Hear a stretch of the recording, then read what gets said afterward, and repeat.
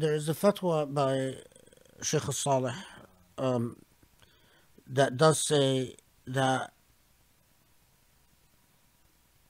the that basically obligates children to obey their parents as a way of honoring them in nearly everything, and that the only time you can disobey is pretty much if obeying will harm the parent.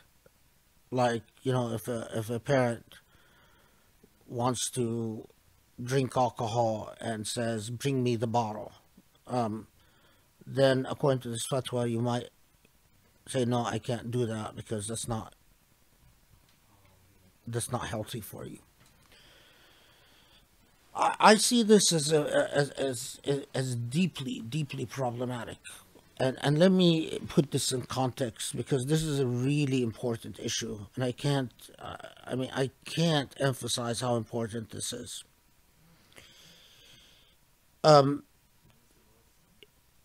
The problem, in a word, is authoritarianism and despotism.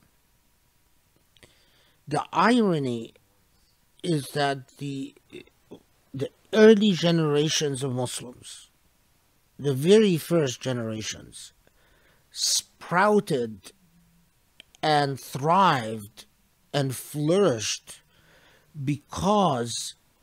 not because you had a collectivity of people that were indistinct from each other and that lived abiding by the commands and obligations of tradition and custom, but actually because of exactly the opposite. The reason we know so much about the companions of the Prophet ﷺ is because each of them was such an individual. And each of them, the way that the Prophet ﷺ dealt with people, men and women, if you look at the seerah carefully, and inshallah may Allah allow us to cover the seerah, is that the Prophet ﷺ was a master of empowering individuals. Each individual around the Prophet felt very important and their sense of self-worth was enormous. Whether in the Prophet ﷺ consulting with them, whether in the Prophet joking with them, whether in the Prophet teaching them, the whole edifice was that you as a person, as an individual, you're very important to me. And you are very important to Islam. And you can make great contributions. And the irony is that the vast majority of these people converted long before their parents and rebelled against their parents in order to be Muslims and in order to live the Islamic dream. But traditional society rules, traditional societies, values, role playing, and traditional societies, especially societies that are Bedouin societies or agricultural societies, the emphasis is on raising a child to literally perform like a soldier, because you cannot afford individuality. You have land that you need to be farmed, you raise your children, you give birth to 10 children, you calculate that 5 of them are going to die from disease, the other 5 must be raised to help you in the farm.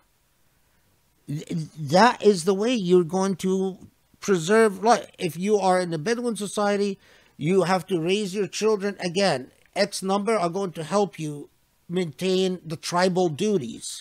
Each one has a defined role, and you pretty much dictate the role that the children are supposed to play from the very beginning. The problem, though, is that when you breathe down the neck of children and tell them their predetermined role in terms of career, in terms of dreams, in terms of aspirations, in terms of marriage, in terms of everything,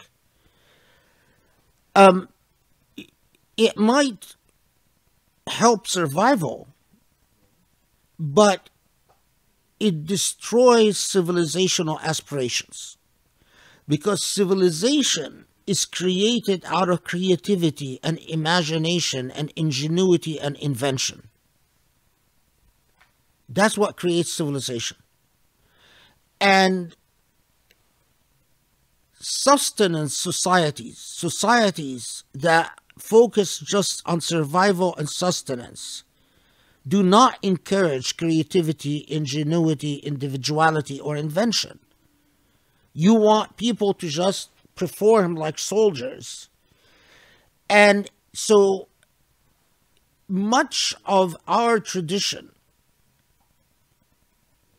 although we have all these models of people who refuse to obey their parents, or refuse to obey their husbands, or refuse to obey their wives, and we have numerous reports of these narratives of individual rebellion in order to assert, and in fact, part of it, I mean, I'll tell you that part of it is remarkable, because a lot of the jurists and a lot of the scholars in the first centuries of Islam, in order to learn, they would have to spend their entire life traveling.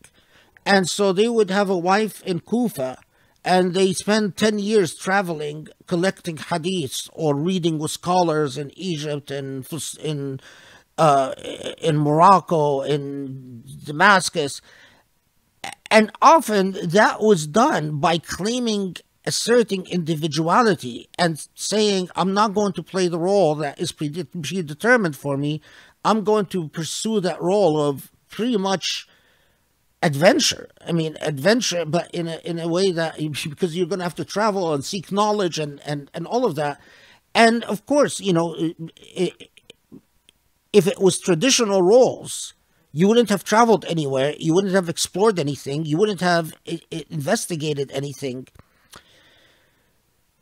Eventually, what sets into Islamic civilization, unfortunately, is the emphasis of an authoritarianism and despotism. And while that made sense historically in the medieval era, because that was a common feature everywhere in the world, but it was a disaster when modernity set in. Because in modernity, surplus is supposed to be transformed into creativity. But if you are raising children on the principle of obedience, you're snuffing out their creativity. You're snuffing out their ability to even think independently or to feel independently. What we started seeing, especially as Muslim societies became colonized and defeated, look at, I mean, I'll give you, look at the people who created Israel, right? It was these kibbutz by people who were adventurers. They left their families, they lived their professions, they go live in a kibbutz in Palestine, they go and farm these lands, they live a very harsh life, they carry guns, they do things that are not safe, but were adventurous, but were frontier. And Palestinian society, as much as it resisted, was still within the conventional traditional society of obedience. So when the Israeli fighter met the Arab fighter on the battlefield, the Israeli fighter had creativity and autonomy and independence. If they got stuck, they thought of solutions. The Arab fighter couldn't do anything without the command of their officer. They weren't used to thinking freely or independently. And as a result, Israel had no problem defeating the Arab armies because the minute you severed their contacts with their command, they couldn't think. They couldn't function. The only thing they could do was surrender. And sadly, that continues till today, by the way. Till today. You sit with Israeli soldiers and they're autonomous. They think freely on their own. But you sit with Arab soldiers, they're like robots. And that is why the creative mind, whenever it meets the conformist mind, the creative mind will always win. What started happening with our culture of defeat is our frustrated parents would live vicariously through their children. And I mean this in every way. Parents would get it in their mind that I am sacrificing everything so that I can live my success through you. But then you are robbing your children of a life. They never get a chance to dream. They never get a chance to ask themselves, what do I want? What would make me feel useful in life? Even if the result was that they would not make money like you would want them to make, or if they don't follow the set pattern that you set for them, as our sense of insecurity in the world increased, what often happens is that the strong oppresses the weak. So those higher classes controlled lower classes. And within the family unit, the husband would control the wife. And the parents would control the children. What is the result? Look around you. When in an Islamic center, a woman goes in and you have other women jump on her to tell her that hijab is wrong or her dress is wrong, what they're expressing is their frustration at being disempowered. And they don't realize it, but they're exercising a false sense of power over this other person. And in turn, other people exercise power over them. Very different than people who feel confident and satisfied, and they step into a space and each of them feels a sense of dignity and honor and confidence. I don't need to flex my muscles over you to feel a sense of security. I can cooperate. I can work with you. So what we are doing to our children by teaching them that obedience to Allah means obedience to your parents is disastrous.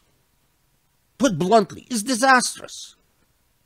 You honor and you respect your parents. You honor and you respect, but honor and respect is not obedience. So the fatwa that you get from so many of these traditional jurists are disastrous. Because they go as far as telling you, if you are in love with someone and your parent says, don't marry this person, you have to obey. If your parent says, I want you to marry this person, you have to obey. If your parent tells you, I want you to go to school, you have to obey. If the parent tells you, you have to have this profession, you have to obey. So, and then in turn, you're going to do the same thing to your children because that's all you know. That destroys the miracle of the human being. A human being, thinking is a skill that you learn. Learning to overcome difficulties and not to succumb to fitna is a skill that you learn. Why do you think so many Arab men, I know so many, Allah al-Azim, I know so many that pray in a mosque, that go to Jum'ah. I know some even that give the khutbah at Jum'ah. But you know what? The minute a blonde woman bats an eye on them, they melt. whether so many, I'm telling you, they give khutbahs at the mosque and they cheat on their wives because they have not been equipped to resist. They are so weak. They have no they don't know who they are as human beings because their parents never allowed them to know who they are as human beings. So they're like paper. They're like, you blow at them, they fall apart. Respect and obedience are two separate things.